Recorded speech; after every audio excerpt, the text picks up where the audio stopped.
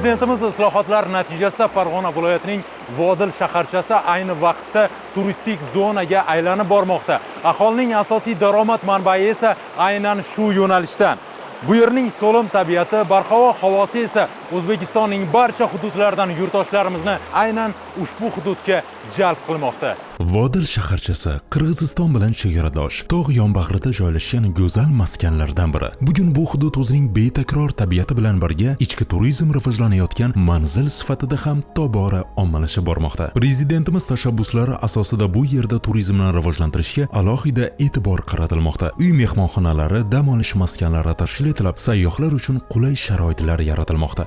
Prezidentimizga katta tashakkurlar aytamiz. Shunaqa chiroyli joylarda bizga sharoit qilib berganlariga mana hamma aholi, hammamiz xursand bo'lib ketamiz. Bizdan ko'p insonlar kelishib, badaldaman zaqildam olib ketishyapti. Yeriga yaqin, tog'ga yaqin, o'shuning uchun ham salqin, ham chiroyli.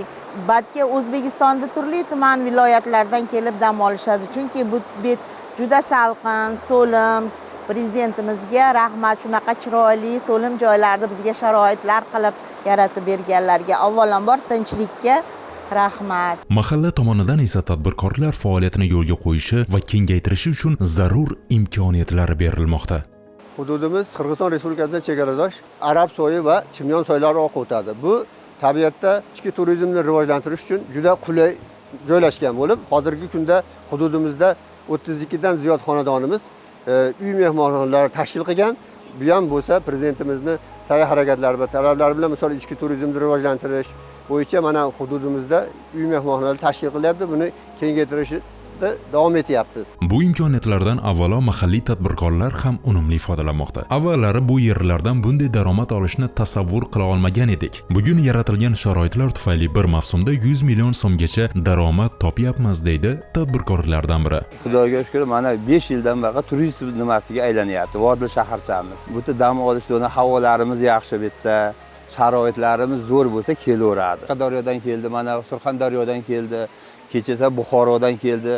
Mana kelishib 10 kun turib ketishyapti. Prezidentimizni imkoniyat qilib berib, shunchalik sharoit qilib berganiga mana shuncha daromadlarga ega bo'lib, daromad topyapmiz. Bir sezonimizda 100 million topamiz. Prezidentimizga rahmat.